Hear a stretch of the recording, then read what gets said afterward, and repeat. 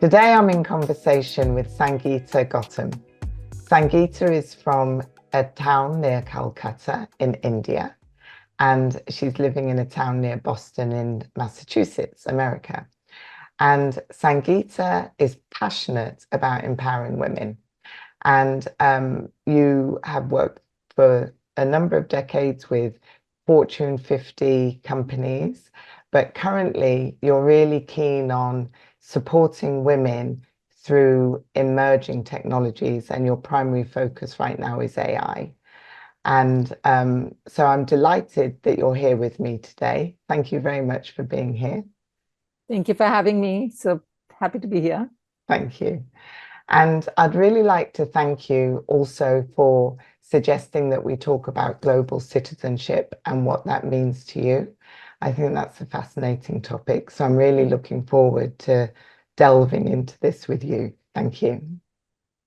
Me too, Claire. Tell me a little bit about how you grew up in India. Sure. That's one of the best parts of my life. So I'm always excited to talk about it. I grew up in a really small town which was actually set up by the Britishers. So it was more of a British culture than, what you would expect in India. So I was really fortunate that I had to experience, I got to experience people from different parts of India and different parts of the world growing up, which is a, rare and also the beautiful thing is the town was like really set up on hills and a lot of rivers. It's like really small town. And my school was on a hill and we'd pick berries during breaks. So it was like so much fun. And then after that, after high school, I moved to New Delhi. So I was there for a long time. And that's where I got my first opportunity to go abroad. Mm. And so when you went abroad for the very first time, were you an adult by that point? I was an adult. And what was your very first destination? My first destination was Thailand. To Bangkok or to somewhere else? To Bangkok. And I got a job opportunity to work with IBM over there. So it was, yeah. And I had I had an opportunity to go to Thailand. And the first time, a bunch of us working for the same company went together. I actually followed them because I had a personal thing, so we couldn't go on the same day. But yeah, so it was very, it wasn't really a good time for me to go at that time. Because my father was recovering from stroke. And I was like, no, I have to be close to my family, I can't go. And what was really interesting is I spoke to a trusted friend, who I looked up to. And she said that, you have to have enough fortune in your life that no matter where you are in the world, that your parents will be protected. And I thought that was like, she said, because even if you're with them, you won't be sitting with them, like all day. You would have some kind of job and you will go work with, go for work, and something could happen to them at that time when you are away. So it's really not where you are that matters, but the fortune that you have and the fortune that you create in your life, that your parents will always be protected. And I was like still hesitant to go, but I'm like, I trust her. I'm gonna, and it all worked out so well. So I'm glad I went. And it was like Thailand is like less than 4 hours. So that gave me confidence that, and I would hop over for weekends. So that was great. So that sounds like great advice, because I think one of the challenges at any point when it comes to moving countries is leaving your family. And if there's a health concern, that compounds that. And So yeah, so it's great that you were able to make the move. And can I ask you cheekily, did you make the fortune that empowered you to be able to take care of your family? Double. Oh wow, fantastic. Yeah, Yeah, yeah, that's great. yeah. And thank you. And when you took on this job, because I think it's intriguing why someone says yes to traveling. You had a number of reasons why you would say no, which you've just pointed to some of those. And but you still chose yes. What do you think was, given it was a work opportunity, what do you think prompted you to say yes to the opportunity? Uh, I'm really I'm really curious person. So I'm like, I need to experience all new things. I love that. Like being in a new environment and then figuring it out, a problem solver in me, I guess. Um, I think more than I was confident because it was an interview process, people were traveling to interview you. And more than I was, confident about, going for the interview and doing it, my manager was like, you got to give it a try.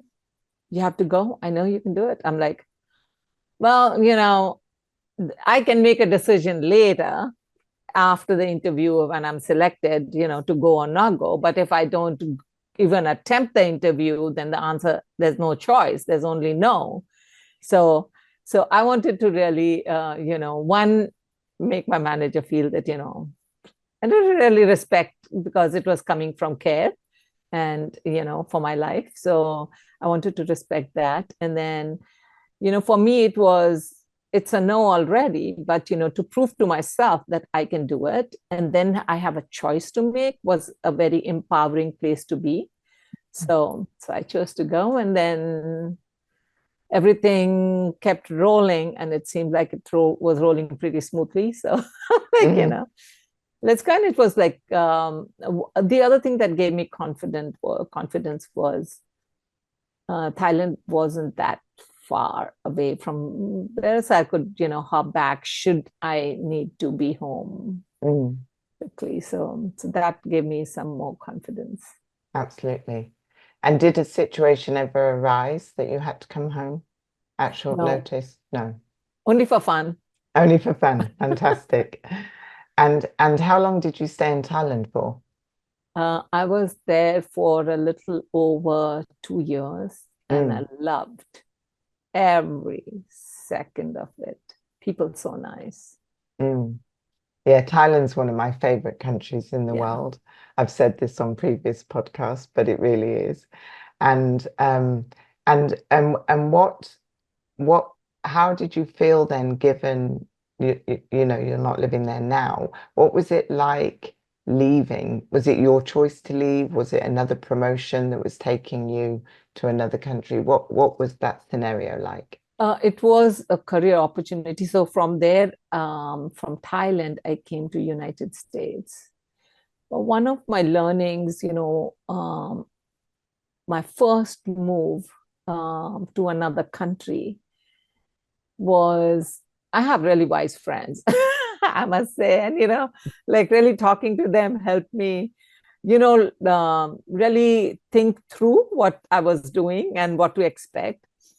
So when I was moving to Thailand, and I spoke to a friend, and I said, like, at that time, now social media, we are so well connected. And so we didn't have that much information about every other part of the world. And one of the most precious things that she told me was, make a lot of friends. And what that meant to me was really trying to understand their life and where they are and adding value and learning because I'm going to be in a new country. So having that mindset that I'm going somewhere new, so I should be open to learning about that culture, because if she had not said that, I would have probably gone there as an Indian, trying to live the life that I lived. And any deviation from that would have been anxiety, because I'm trying to, maintain that lifestyle or that kind of my beliefs or values or whatever. Of course, values don't change. Values are your values.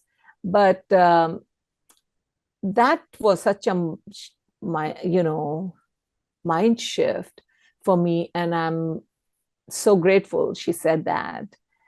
That one thought really opened up the way I experienced Thailand. Mm, I made so many friends, and we you know really close friends, and we traveled together. I mean, I did travel with my co-workers, like a bunch of us went together to Thailand. But when I traveled with my friends in Thai friends, the experience was so different, because I was experiencing local, and things that I would never, I didn't know, so I wouldn't ask. So it was a really different experience. So I think that is one of the learnings that I carry with me when I go to any place for work, for travel or whatever, to really learn and be curious mm. from the locals. Absolutely. Mm. And how easy was it to make friends among Thai people? I mean, I do totally appreciate they're incredibly welcoming and gracious and friendly, but I've never actually lived there. So I've experienced that as a tourist. But when you're going to work on a day-to-day basis, how easy was it to transition it into friendships? Um, there was a little bit of a language barrier, because at that time they didn't. So the whole bunch of us who went there, we actually went through a Thai language course, trying to learn culture.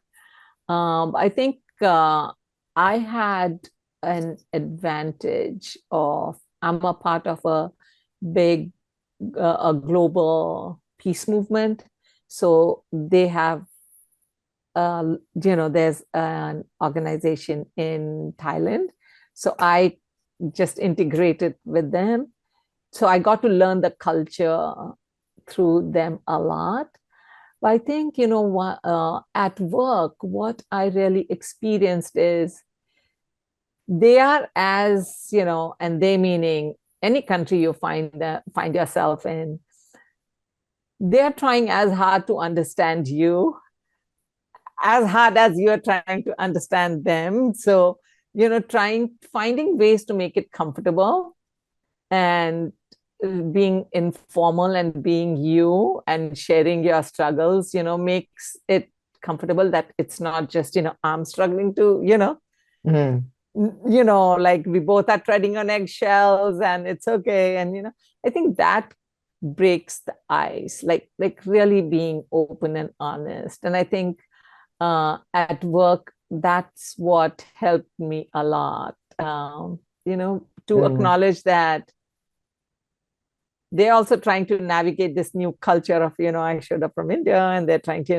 like be respectful, and I'm trying to do the same. And then just having conversation about that, what are you experiencing? What are, like really trying to learn their culture is also allowed me to, you know, do the right things and learn more about it. Because I mm. was there to experience Thailand, I mean, along with work. So, Exactly. You mentioned the Global Peace Organization, and I'm curious about that because you obviously were part of that when you were in India prior to ever moving abroad. So it sounds like you already had an outlook that was interested in looking out into the world already because you'd started, you'd established yourself into that organization. So would you like to say a little bit more about that? yeah, it is a Buddhist peace organization based on Buddhist philosophy of, that dignity of human life is the most important. I was new to that. I kind of bumped into it. I grew up Hindu. I was like gung ho Hindu, India has like so many gods. Like, Monday is God of love, Tuesday is God of courage. Like I had all these dates because my parents were very religious Hindu. But I always prayed and I was like, God, please do this, and I have an exam, and you know, but when I went back into the world, I was in a rat race. Like I got to be the first and the best, whatever it took, kind of thing. So my goodness lasted only in front of my altar. And then I was in the rat race. So I heard two people. I was working in India and I had two of my coworkers talk about this. And I wasn't searching for anything, like a peace organization, a Buddhist organization, kind of. But, they were talking about karma. They were talking about cause and effect, eternity of life. And I'm like, this sounds so interesting, because I used to wonder, some people are so nice, but they suffer so much, and your life is so unfair.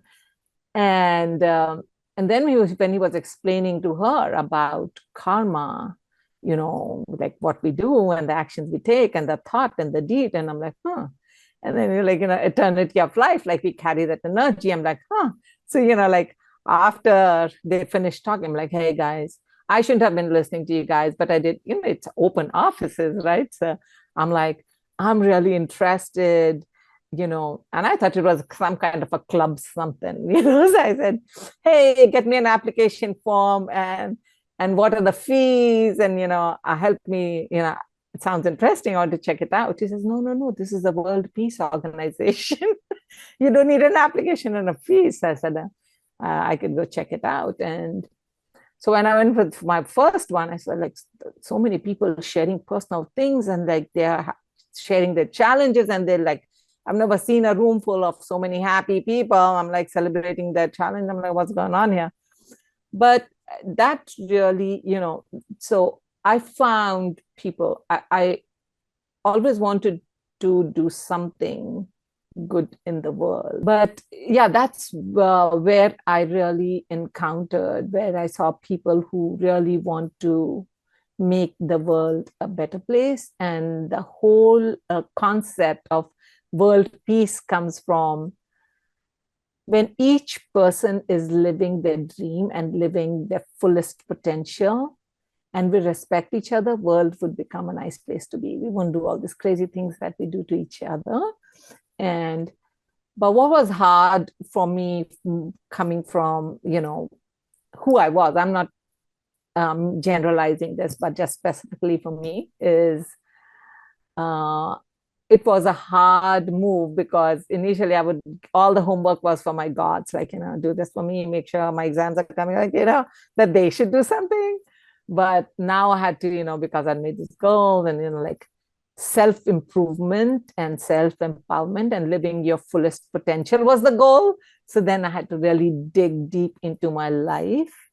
Not to say that I haven't made mistakes, of course, as a part of maturing and growing up, I've made my share of mistakes, but it all comes from the perspective of, starting from now, and yeah. So I think, like, you said that that was one of the things that I'd already picked up, is working with other people, being comfortable sharing, my challenges and what I'm doing to, take it to the next level, was an easy conversation. So I was always open to listening for that in other people and their challenges, and same for, being open to share with, Absolutely. Certainly, I can hear your willingness to listen to the wisdom of others and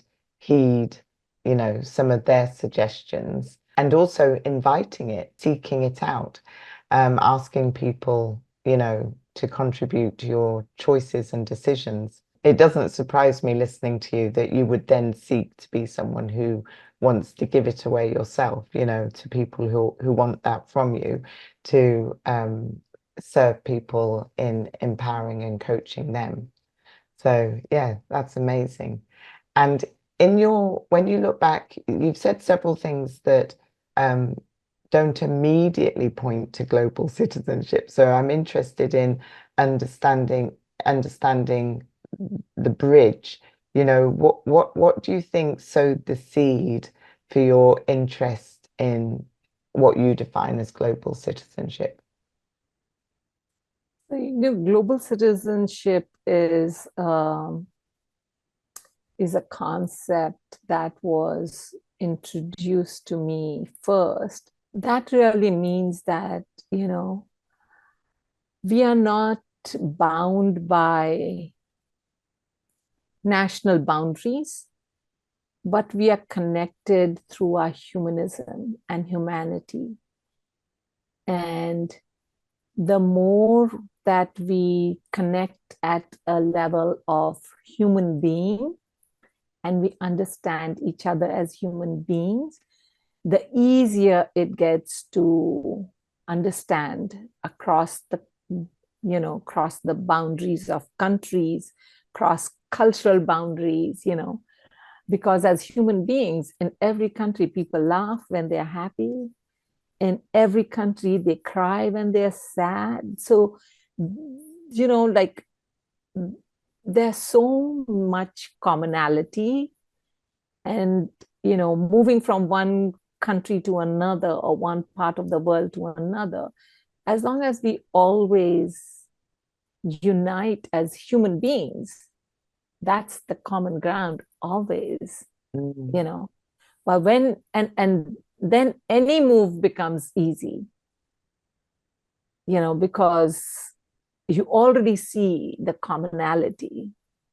But when we, you know, think, oh, that's another language, that's another culture, and we think too much about the differences, then anything becomes hard because now you're trying to overcome, understand, and you complicate things in our mind. But when we feel that, at human being level, they do the same thing. And, we are guided by, in Northeast, where I am, in Northeast of the United States, right? Like we both. So, a lot of our food choices is guided by the climate. Winter is like soup season. Everybody is like,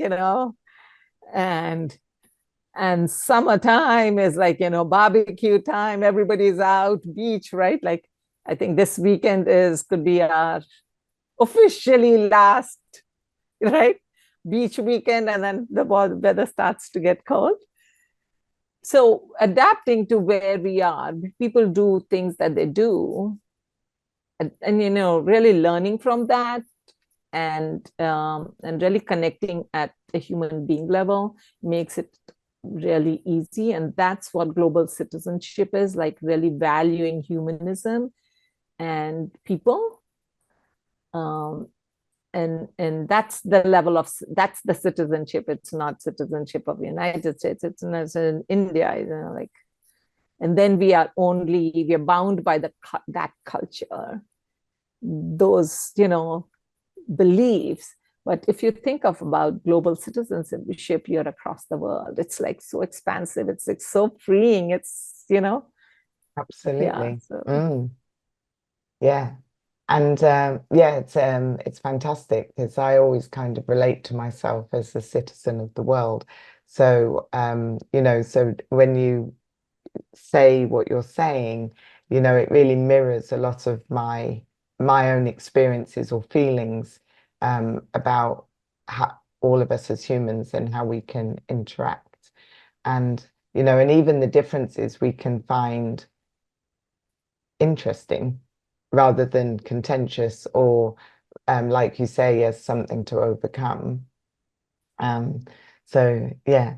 And so when you moved from you had the career opportunity and you moved from Thailand to America. Was it seamless, as in you didn't return back to India to live? You literally moved from Thailand to the States? Yeah, I did, go back and spend time, a couple months with my family before moving because this was you know, A monumental across move. it wasn't like a less than 4 hour, uh, flight that you could go back over a weekend. Now, like a Mm. weekend is just traveling, so um, yeah, it was. I didn't want to come to Boston. I wanted to go to, you know, Somewhere LA, San warm. Francisco. I'm like, but I had a lot of friends that I worked with in Thailand. They were here. And like, no, no, no, you should give it a shot. And then I had this job for a year and I wasn't taking it up because it was in Boston. I'm like, let me know when you get something for LA or San Francisco.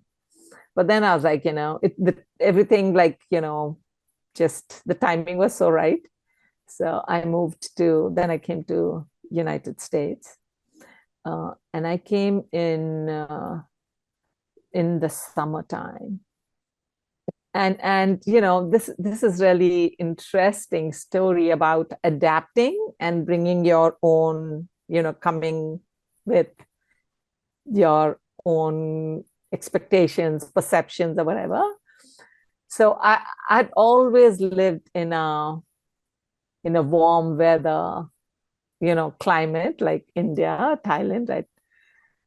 So for me, the sun wasn't a big deal. I mean, it's, every day is sunny, every day is beautiful, like whatever. So when I came in summer in Boston, and I'm like, everybody's like so happy. Like you feel it, right? You feel the excitement, you feel the energy. It's like so beautiful. I'm like, but why is everybody so excited? Just the sun came out, I hadn't experienced a winter here. So I'm like, and I wasn't able to relate to it. So the first winter was great because I'd never seen snow, a lot of pictures, a lot of, it was, and I didn't need to drive because I came here for work and I was living by a train station. So, and the company shuttle will used to pick me up and drop me. So, but then when I had to start driving, I'm like, who can live in Boston year after year after year through this snow? But Boston is so young, so vibrant. I mean, the experience of the four seasons. It's so and then to your point, it was easy because I had a bunch of friends already. But it was not that easy because it was a different culture. So I had to really, uh, pick up on different things, which is great because United States is more open culture, land of the free. So, India, at least, in my experience at that time was more conservative. And I felt that I could do a lot of things. I had more opportunities as a woman in the United States that I didn't have in India back then. Now India is very different, but back then I didn't have those opportunities, and I'm like, this is it. So yeah. Interesting. And it is interesting because you're making observations from the perspective of a woman, from your perspective growing up in India, and then arriving in America and having greater opportunities, which I find rather intriguing because you'd had some great opportunities. So in what sense was America the land of the free for you? Because it doesn't sound like there was any limitation on your career development or career opportunity in India, um, in terms of where you could have worked in India or being promoted to go outside of India. Yeah, this one incident is I share with everybody. That's the most striking. and was it was really important to me at that time. So um, may have been 2010, 2012, around that time. I signed up to do a book, to write a book. Uh, and it was October. We know we don't really get snow in October, never mind snowstorm. And I think, around then, I don't remember exactly which year now. It was October because it was my brother's birthday. So that's why I remember, at least it was October. And we had a snowstorm here in Boston. And we had all these trees come down, the branches, and we lost power. And I was under the gun to complete a chapter of the book and give it to the publisher. And I'm like scrambling,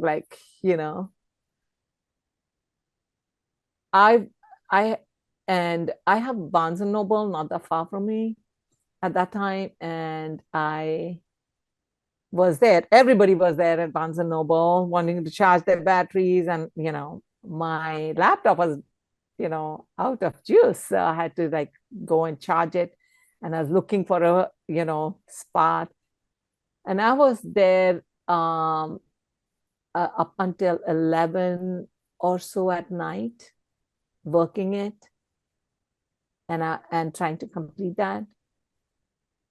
That is not possible in India. Even now, they don't have libraries or things like Barnes and Noble that's open that late.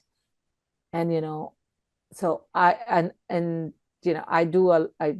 do use my local library and Barnes and Nobles. But as a woman, to go come back and stay there late and not feel unsafe is a huge thing. It Totally. gives me that freedom to do things that I want to do unrestricted in that sense. So when people say, oh, why don't you move back, or would you consider? So right now, I mean, I'm like, I'm not considering, because of all these things that I enjoy doing and I can do without having to. So when I go back to India, my family is not comfortable me traveling all alone, and unless I do the flights and somebody comes and picks me up, kind of thing, because they think that now I'm like totally disconnected with the system.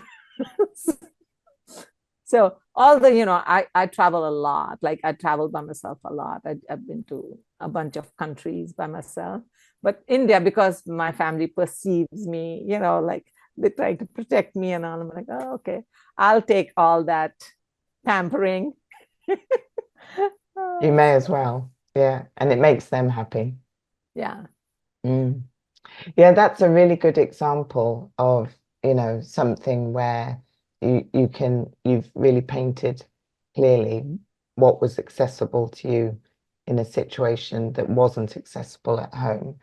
And you've literally made America your home, and indeed Boston, even though you were dreaming of LA. This area's become your home. So how did that come about? That was it just the case of year after year? It was like, oh yes, another year, or did it become a concerted effort that you really wanted, you wanted your access to stay permanently? What were your feelings about that? So I should confess that every winter I reconsider. And but every other season is so good. So I'm like, I mean, summertime, spring, fall is so beautiful. Why would you go to another place for a vacation? Like, it's so beautiful. It's gorgeous. now with the fall coming up, like, of course, I'm in denial still that I don't see those onesie, twosie leaves that have turned, red and orange. I'm like, I didn't see that. But it's beautiful, you know.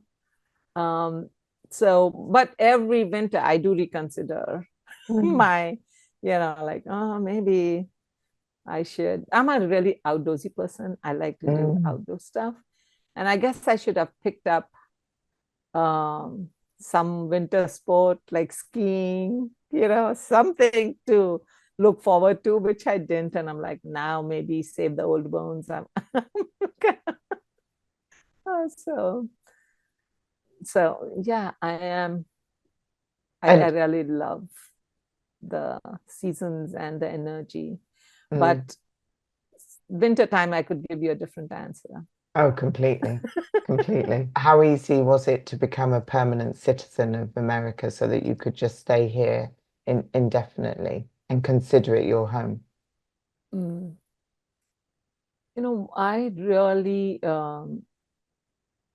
enjoy the opportunities. I think here, people, you can talk about a lot of things that you don't talk about in conservative cultures, which is important to discuss. Mm, Regarding, becoming a permanent, taking US as my home.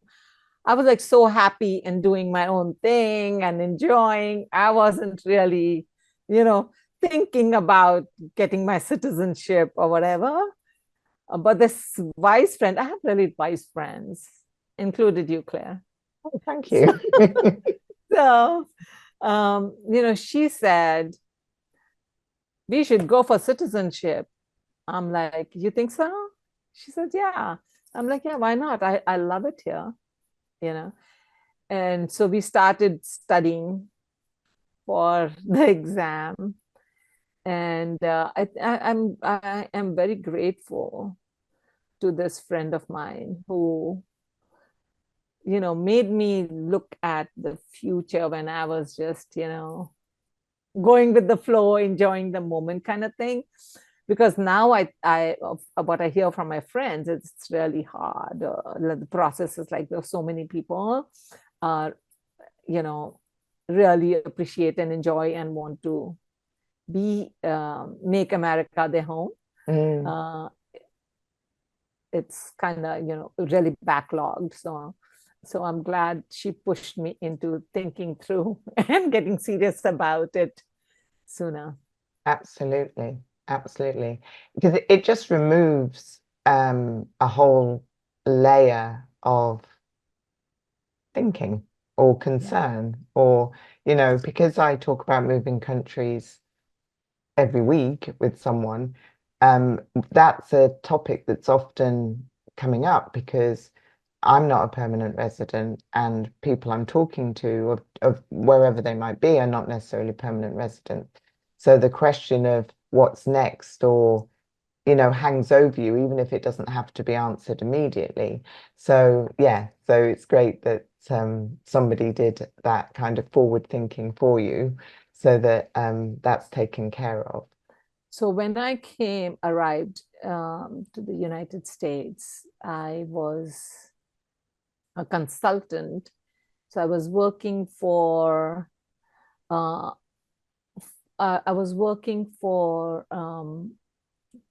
a dental insurance company, and I was through another consulting company. I really every year I have a goal of I'm going to live this year, no matter how hard it gets. And that year, my goal was that I will smile, no matter what I'm going through. And what happened is that summer, one coworker after the other, like a number of them, I don't remember how many now, maybe I have two or three, they all had to go to their countries to visit families for one reason or the other. And so that's how I wasn't traveling. So then, but we were working on this really important work project, that whatever we're doing. So everybody's work came to me. And I'm like so stressed, but I have to smile and do my best because I promised myself. I'm like, I cannot crib. I said I'm not gonna, So I'm like trying my best to live this thing, and it's so hard. But I'm like, but little did I know that I was just living my own promise that I made to myself beginning of the year. But other people watch you, and like I got, people later said, you were so cooperative, you're always smiling, never complaining. And then from that, that incident opened up other opportunities, like people were more trusting of me, like, giving me more work. And eventually that led to was I had job offers from, both places. But I had just arrived in United States. I'm like, oh, my company who got me here is spent so much money bringing me here, like it must have cost them. So it seems like not the right thing to do to leave them in a lurch just because the other two are ready to process my green card. That's kind of very rare situation to find yourself in. Like, you've just arrived and other people want to process your green card. So it may seem strange, but I did say no to both of them.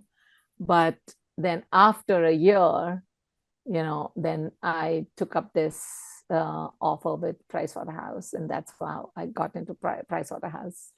So what I shared this to address that, sometimes we think about complicated things, about the laws, the rules, but just doing the best where we are, that it just opens up so many opportunities. And of course, all of us do our best where we are, right? But in my experience, I was just living that promise to myself, and that just opened up. So I share this to say sometimes it can get very stressful, like when will I hit the next step and the next step? But you never know. The universe works in such mystic ways that your opportunity could come from somewhere so unexpected. But if you're really determined and your life really wants it, the chances are that it'll happen. Because your life will find a way to manifest it. And so I get crazy with my, like thinking, like, oh, how, trying to figure it out. But sometimes the answers are just in the universe that will be presented to you in the most beautiful form when the time is right. So I just wanted to address that. For what you've really told an amazing story about the power of promise, because that was just no matter the circumstance, you were going to keep riding through it and honor your promise. And then that fruition is remarkable.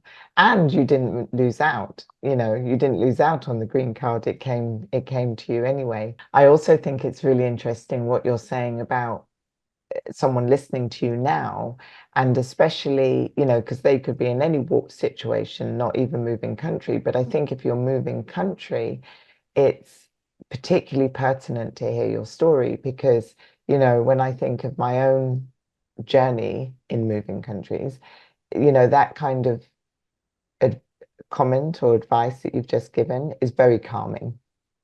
It's just like, stay true to where you are right now, like, not overthink everything. Thank you. And there's something, yes, there's something that occurs to me as you're talking.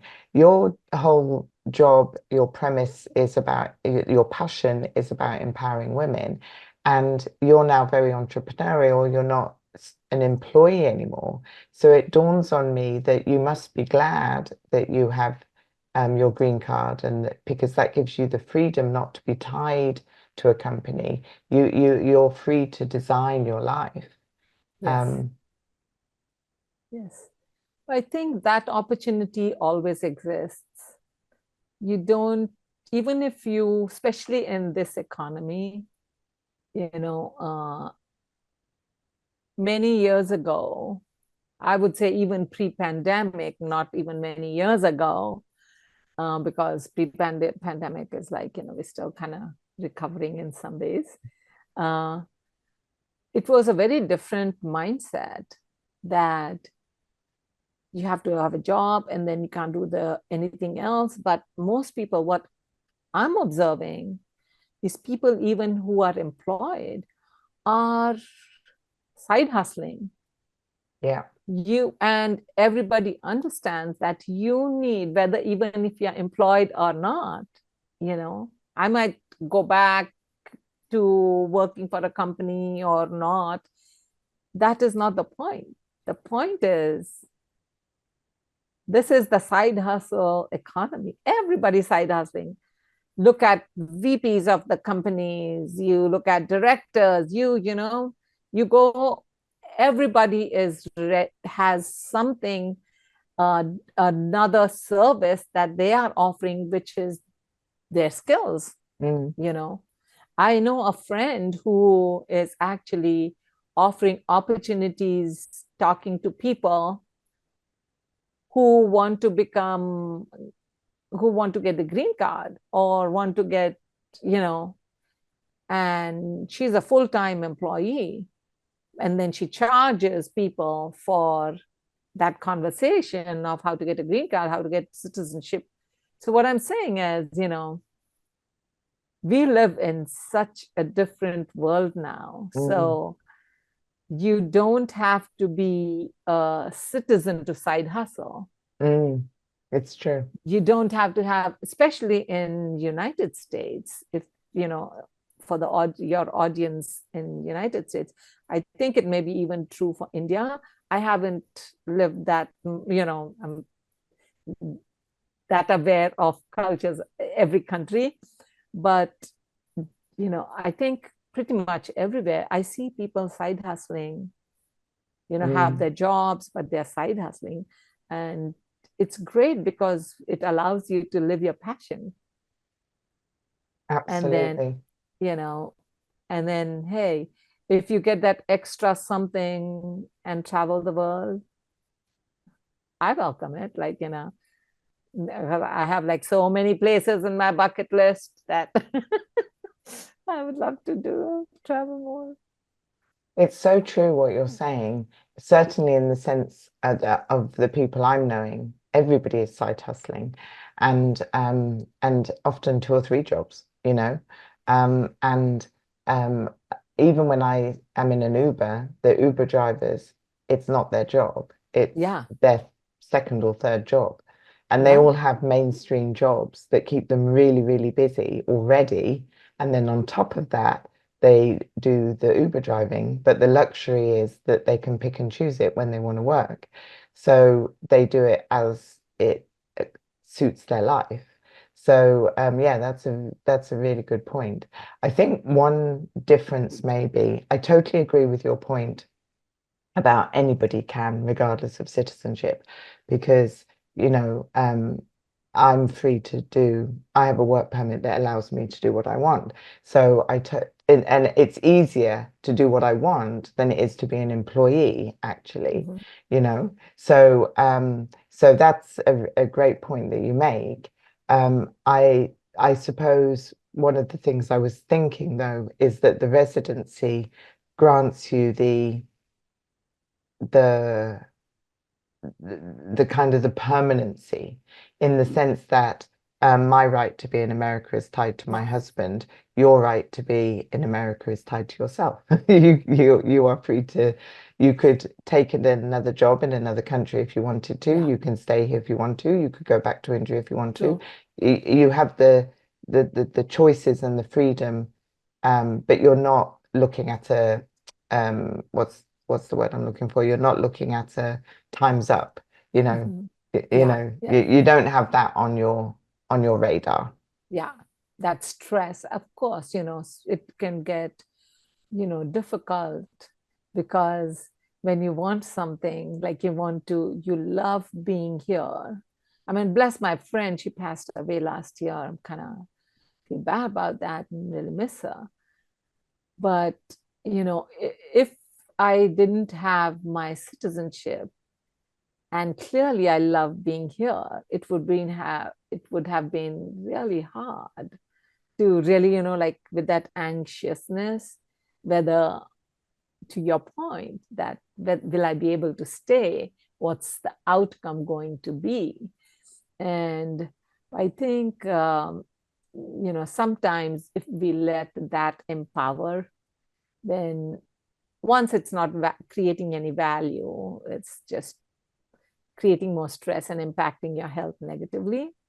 Not to be in denial, but not to be so, because thinking won't change it, you know, but really making the most of your experience here.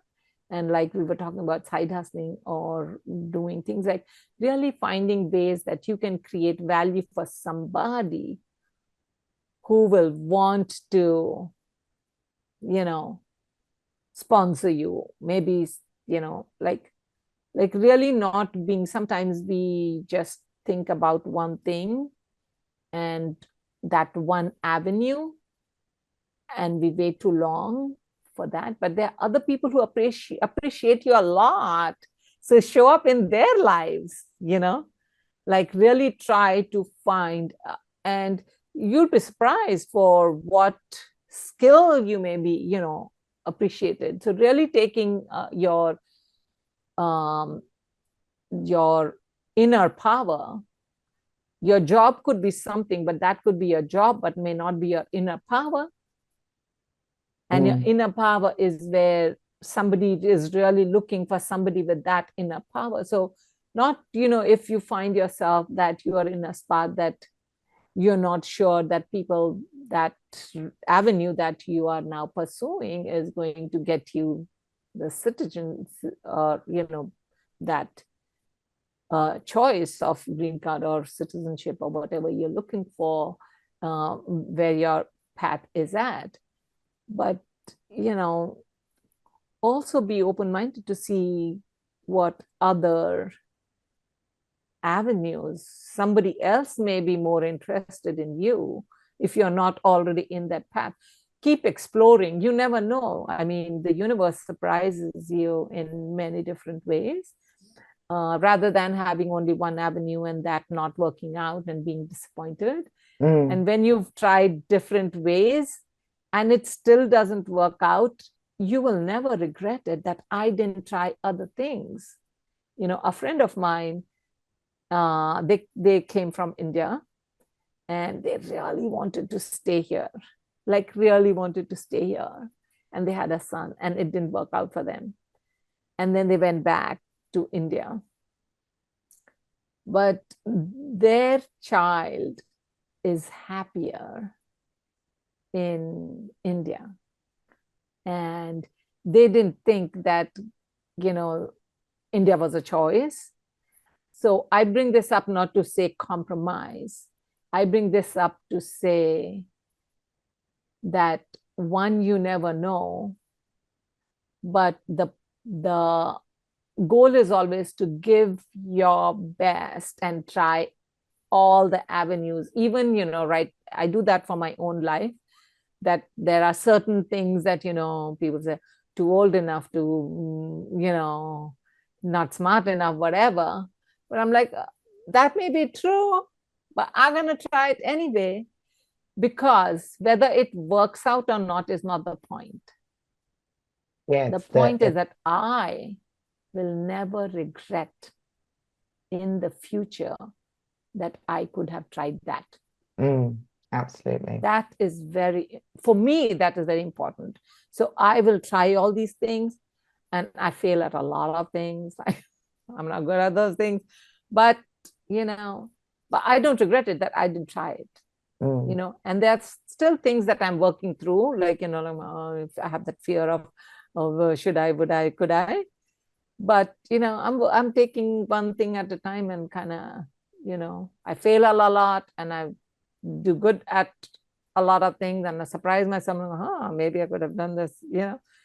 So you never know. So my point is, like, don't be so focused on just one thing that you don't look at the other options that could be something better. Mm. Yeah, absolutely. And it's interesting when I kind of draw on what you're saying for my own self. Is I'm one of the things, I don't have a desire to stay in America, but one of the things I'm seeing, particularly because you're talking about global citizenship, is one of the things that I have identified for myself is the desire to be self-reliant, but to be pursuing that path so that if I were to move countries, whatever I do is coming with me. It's part of who I am. And so I think, what you're saying is so valuable in the sense of the fact that if you're staying true to what matters to you, I really loved what you said about if you're thinking about something where you're being of service to other people, because then obviously it's going to make a difference. You're going to be needed, you're problem solving like that. So in, instantly there's a benefit for whatever it is you're doing. And and if you're and you I liked how you offset that against worry. There's no point over worrying about something in the future, whereas you can be, I mean, you need to be mindful, like which you pointed out, but you don't Responsible, have to yeah. responsible, but you don't have to overthink it. So because that there could be something, you might be missing an opportunity right in front of you, because you're worrying rather than providing a service that might be manifesting right in front of your nose. So I really like what you've said there, because I Thank you. think it rings true for wherever you're living in the world, and certainly how you created what a global citizen is. I think it has immense value for someone who wants to identify as that, or I think there's a trend in the world for people not to be attached to a particular country. They want to keep moving. Um, they want to explore. They don't want to be tied necessarily. They might live here for a few years, there for a few years. So I think a lot of what you're saying um, has a lot of added value when people are thinking from that perspective. Is there anything else that you're seeing that you would like us to touch upon that um, that you want to explore further, deeper? My main message is to be curious where you are, go open-minded, because to really, if you're moving to another place, be open-minded that things will be different. And I want to experience how people live there, what they experience, what are their worries, what gets them excited, what are the challenges, how do they overcome it, you know? Mm, And add value to that, because you're bringing a rich experience from another culture, and really to try to add on upon that, so that they can live their life where they are as they are better, and not trying to change. And definitely, in my experience, trying to live a life of another country and maintaining it, personally for me, I feel that when I think like that, I close all the doors to many other experiences. mm, And then it is not that easy to connect with my new home, the new people, who are now part of my fabric, Mm. because I'm trying to live an old experience in a new place. You spoke of your own personal experience of the leaving, being aware of your own culture, your own influences, and so on, but not having them. It's so entrenched that you can't be open to the environment you're in. And what was that like in terms of from your own perspective of everything you bring that formed your own culture when you came into the States? Because Thailand has its own deep cultures that are different from India, but I can imagine the two cultures could be very respectful of one another. Coming into America, I think obviously there are many people who are of Indian origin who live here, but as an individual, you coming in, how did you find that experience of, of the pieces of your own culture that you wanted to hold on to and the pieces which you were perhaps willing to shed or put to one side? I when I moved to United States, I love Indian food. So, like, and I didn't know to cook anything. I knew a little bit of how to cook Thai, which I don't do a good job anymore because I haven't cooked it for so long. Uh, but I still celebrate all Indian festivals. I will, you know, I still dress up, when we go to, some Indian gathering. I'll dress up. I was learning dancing in, which I was like Indian classical, I used to do in India. Then I joined a class. So, there are ways to keep your culture alive. And I think those are the things that I did, and of course, now there is a lot of Indian community. Like at that time, there weren't that many. But really, hanging out with them, talking about experiences. But I personally really enjoy listening to experiences of people around the world. Like, how did they grow up? What was their experience? So I used to go to New York a lot for work, and every time I would cab it, it's like the cab drivers, like from different countries, or maybe Bangladesh, maybe India, maybe, Haiti, maybe someplace in Africa. So I always, talk to them and try to, know more about the culture and the stories and what they eat. And so it was like so funny. This one of the cab driver says, "Are you a researcher?" I said, "No, why do you ask?" He says, "No, you ask so many questions. People don't ask questions about what you eat, what you do, So, I just want to, you know, it fascinates me to hear about the different experiences and opportunities that different cultures and different countries bring. And yeah, so I'm always, that's something that is also a very big part of why I love traveling.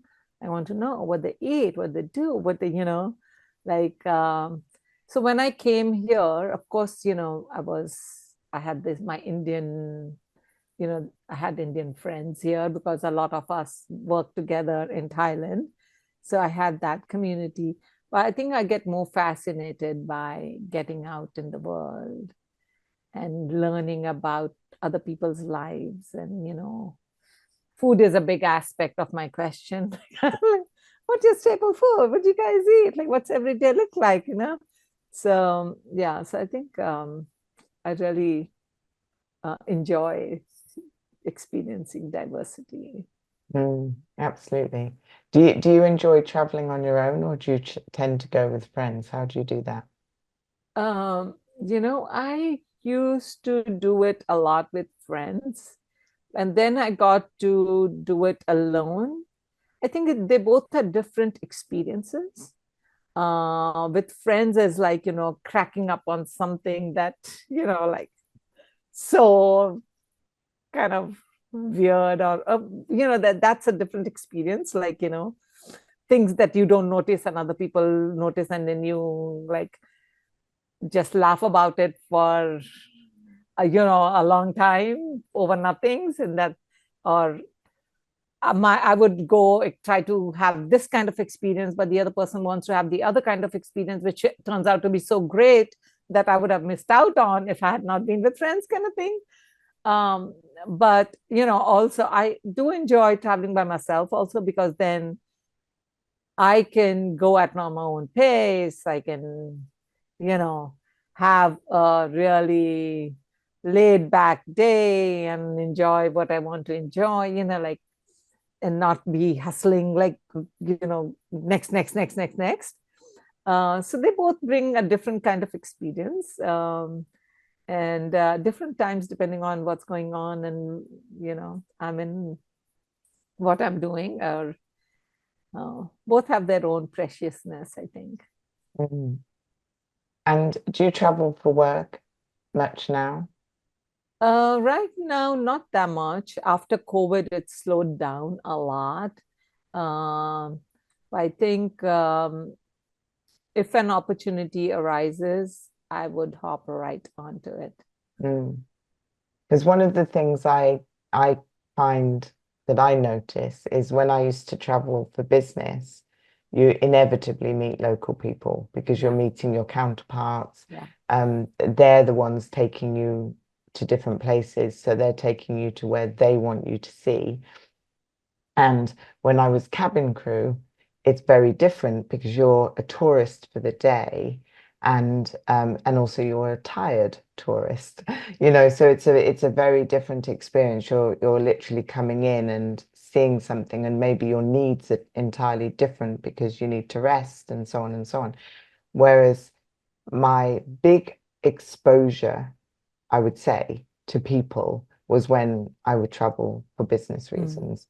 And especially if I would return, because those same clients got to know me, would meet again, you foster relationships, you know what to talk about, you know what, and you know where they're comfortable to talk to you about certain things, and you start to develop friendships and so on, not just a client relationship. So true. So yeah, so that's why I was curious about that, because I think um it has another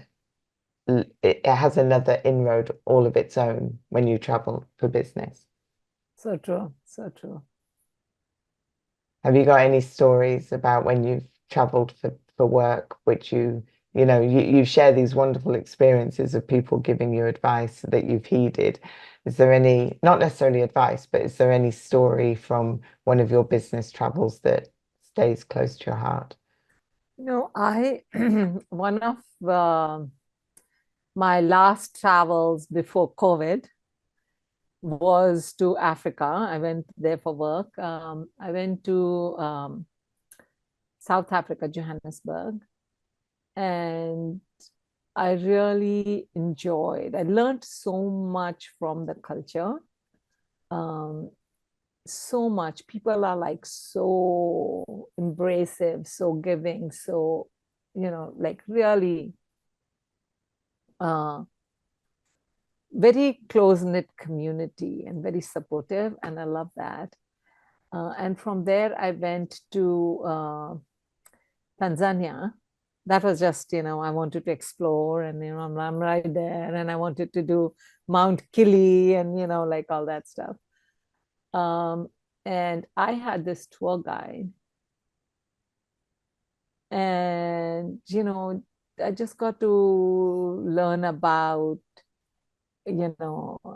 his life, his challenges, and he was trying to start his business.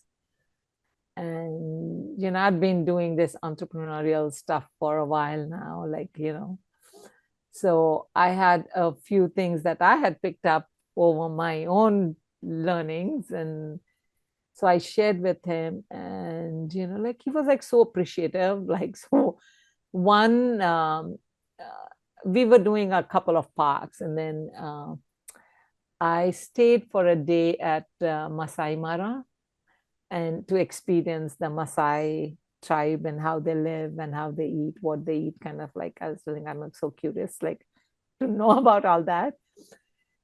Like he was so moved that he still keeps in touch. He's like, when he takes his, when you help people genuinely, like they can feel it. I'm, I'm not saying that I'm good and perfect and, helpful all the time. I have my moments, truly, truly, truly. But, like my goal is really trying to add value where I am, if I know something.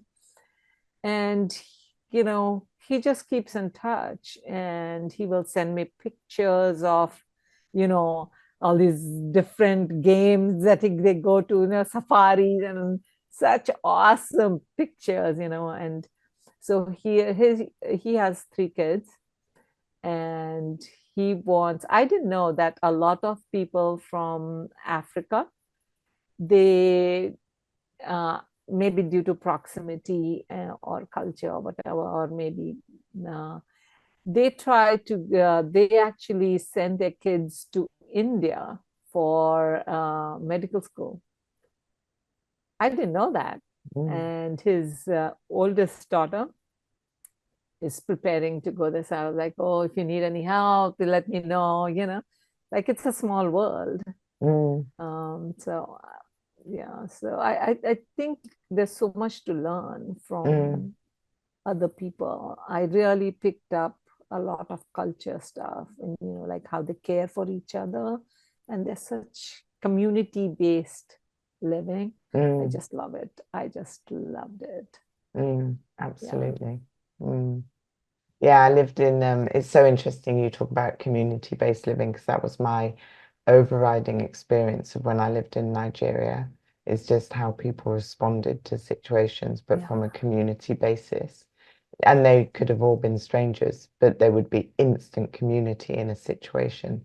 And I just found that quite spellbinding. And then when the situation had dissipated, community dissipated. But in that moment, whereas, what I find in England, and I'm not so sure about here, but is we're a bit more voyeuristic. We're looking in on the incident rather than, obviously people help, obviously. But in the wider sense, I remember there was a fire. Oh, that was here in America, actually. There was a fire in a house, and so many people were just standing around taking photographs. And I was like, and that would have been a very, very different experience had that occurred in Nigeria. I'm not saying everybody would have run into the burning house, but it wouldn't have looked like that. So, it is very interesting when you travel, what you pick up on and what you learn, what you take away. I noticed for myself, I used to be much more at ease in a one-on-one situation, and gradually over time, possibly from learnings like Nigeria, I've become much more comfortable in communities and in groups, so it's interesting how things rub off on you. Yeah. It's precious. It is precious experiences, especially experiencing new culture and how people do it, why they do it, There's so much history there. Exactly. So where's Not next? like me judging.